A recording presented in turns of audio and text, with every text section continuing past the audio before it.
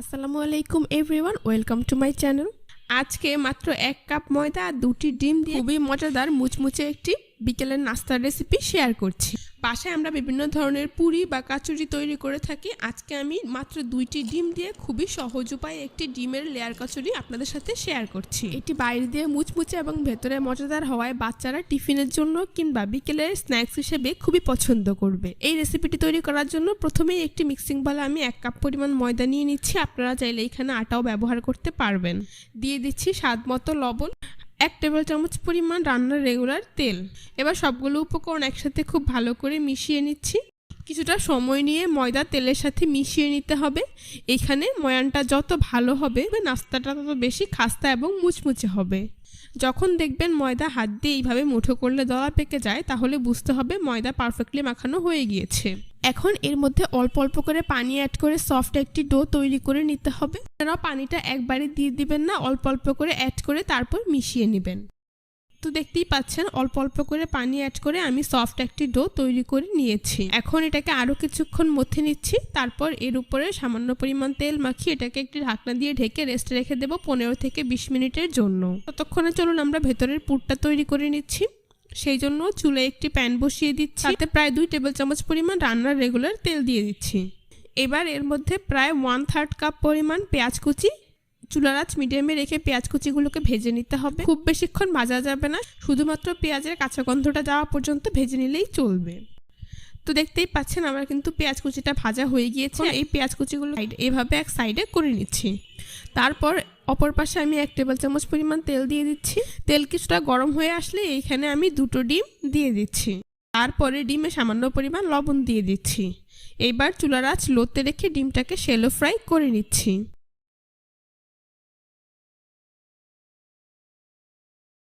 তো ডিমটা খুব ভালোভাবে শ্যালো ফ্রাই করা হয়ে গেলে এবার এই ডিমটাকে পেঁয়াজের সাথে মিশিয়ে কিছুটা ভেজে নিচ্ছি। তো কিছুটা ভাজা হয়ে গেলে এবার আমি এর মধ্যে দিয়ে দিচ্ছি স্বাদ মতো লবণ, 1/2 চা চামচ পরিমাণ লাল মরিচের গুঁড়া, 1/2 চা চামচ পরিমাণ ধনিয়ার গুঁড়া, 1/2 চা চামচ পরিমাণ চাট মশলা, 1/4 চা চামচ পরিমাণ গরম মশলার গুঁড়া। দিয়ে দিচ্ছি 3 থেকে 4টি কাঁচামরিচ কুচি। সবগুলো উপকরণ আবারও খুব ভালোভাবে মিশিয়ে নিচ্ছি। মশলাগুলো দেওয়ার আগে কিন্তু চুলার আঁচ একদমই লোতে করে দেবেন, এতে করে ডিম বা পেঁয়াজ কোনোটাই পুড়বে না। তো সবকিছু একসাথে খুব ভালো করে মেশানো হয়ে গেলে আমি এবার এর মধ্যে দিয়ে দিচ্ছি 1 টেবিল চামচ পরিমাণ ধনিয়া পাতা কুচি। ধনিয়া পাতা কুচি সবকিছুর সাথে খুব ভালো করে মিশিয়ে 1 মিনিটের মতো ভেজে নিচ্ছি। তো দেখতেই পাচ্ছেন একদমই অল্প সময় আমার কিন্তু কাচুরির পুরটা তৈরি। এখন আমি চুলা অফ করে এটাকে ঠান্ডা করে একটি বাটিতে নিয়ে নিচ্ছি। ফিরে এলাম 15 মিনিট পর, ঢাকনা সরিয়ে নিচ্ছি। দেখুন আমার তৈরি করা ডোটা ঠিক কতটা সফট হয়েছে। এখন এটাকে আরও কিছুক্ষণ মথে নিয়ে একটি বোর্ডের ওপর নিয়ে নিচ্ছি। বোর্ডের ওপর নিয়ে এই ডোটাকে একটি ছুরি দিয়ে সমান 4 ভাগে ভাগ করে নিচ্ছি। এখান থেকে 1 ভাগ লেচি নিয়ে এইভাবে গোল বলের মতো করে এভাবে চ্যাপটা করে নিচ্ছি। সবগুলো লেচি আমি একইভাবে গোল বলের মতো তৈরি করে চ্যাপটা করে নেব।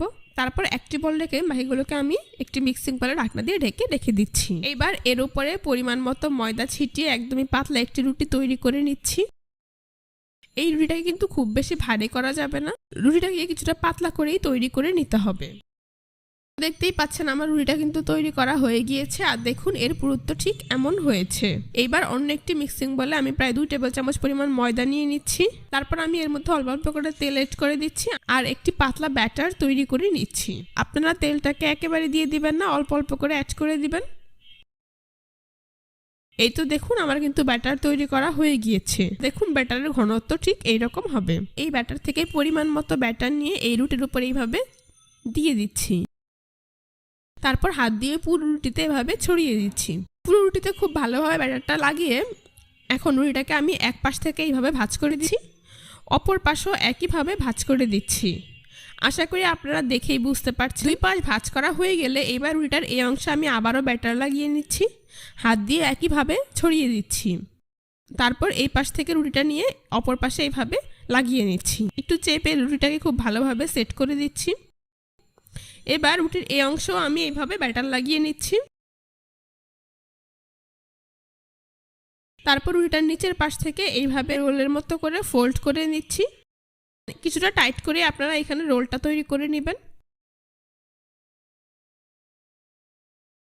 দেখুন আমার কিন্তু রোলটা তৈরি করা হয়ে গিয়েছে।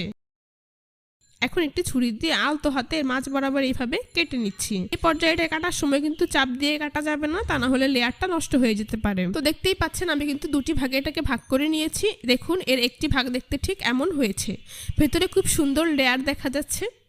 এবার এখান থেকে একটি ভাগ আমি নিয়ে নিচ্ছি, অন্যটিকে সরিয়ে রাখছি। এই লেয়ারটিকে এইভাবে চেপে চ্যাপটা করে দিচ্ছি, বেলুন দিয়ে আলতো হাতে কিছুটা বেলে নিচ্ছি। এই পর্যায়ে এটা বেলার সময় আপনারা কোনো প্রকার ময়দা বা তেল ব্যবহার করবেন না। তো দেখতেই পাচ্ছেন মোটামুটি ছোট আকারের একটি রুটি আমি তৈরি করে নিয়েছি। এখন এটাকে এরকম একটি বাটিতে নিয়ে এর মাঝ বরাবর এইভাবে পুরটা নিয়ে নিচ্ছি। তারপর বাটি থেকে এই রুটিটাকে তুলে নিচ্ছি। এবার এক পাশ থেকে ভাঁজ করে এইভাবে নাস্তাটার মুখ আমি লাগিয়ে নিচ্ছি। আপনারা একটু খেয়াল করলেই বুঝতে পারবেন যে রুটিটাকে আমি কিভাবে ভাঁজ করছি। এই তো দেখুন সবটুকু অংশ আমি ভাঁজ করে সুন্দরভাবে এর মুখটা লাগিয়ে নিচ্ছি। এইভাবে ঘুরিয়ে ঘুরিয়ে মুখটাকে খুব ভালোভাবে লাগিয়ে নিচ্ছি। উপরের অবশিষ্ট অংশটা আমি ফেলে দিচ্ছি। তারপর এইভাবে আঙুল দিয়ে চেপে এর মুখটাকে খুব ভালোভাবে লাগিয়ে নিচ্ছি। আর হাত দিয়ে হালকা চেপে এইভাবে চ্যাপটা করে নিচ্ছি। চাপ দিয়ে এটাকে বড় করার প্রয়োজন নেই, মোটামুটি মিডিয়াম সাইজেরই একটি নাস্তা এখানে তৈরি হবে। এই তো দেখুন একটি নাস্তা কিন্তু আমার তৈরি করা হয়ে গিয়েছে। একইভাবে আমি সবগুলো নাস্তা তৈরি করে নিয়েছি। এখন নাস্তাগুলোকে ভেজে নেব। সেই জন্য চুলায় একটি প্যানে পরিমাণ মতো তেল দিয়ে তা মিডিয়াম হিটে গরম করে নিয়েছি। এইবার গরম তেলে একে একে নাস্তাগুলোকে দিয়ে দিচ্ছি।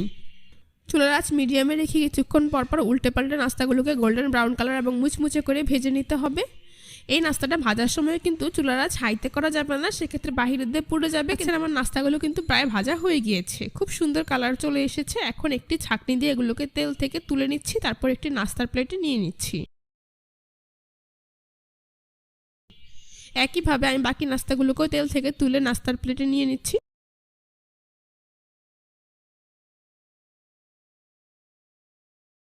তারপর পরিবেশন করে আপনাদের দেখিয়ে দিচ্ছি। দেখুন কত সহজেই খুবই মজাদার একটি ডিমের লেয়ার কাচির আপনাদেরকে তৈরি করে দেখাচ্ছি। এটা দেখতে যেমন সুন্দর, খেতেও কিন্তু হয়েছে অনেক বেশি মজাদার ও মুচমুচে। আমার চ্যানেলটি সাবস্ক্রাইব করে পাশে থাকা বেল বাটনটি অন করে দিবেন পরবর্তীতে আরও নতুন এবং মজাদার কিছু নাস্তার রেসিপির জন্য। আজ এ পর্যন্তই। সবাই অনেক বেশি ভালো থাকবেন, সুস্থ থাকবেন। আল্লাহ হাফেজ।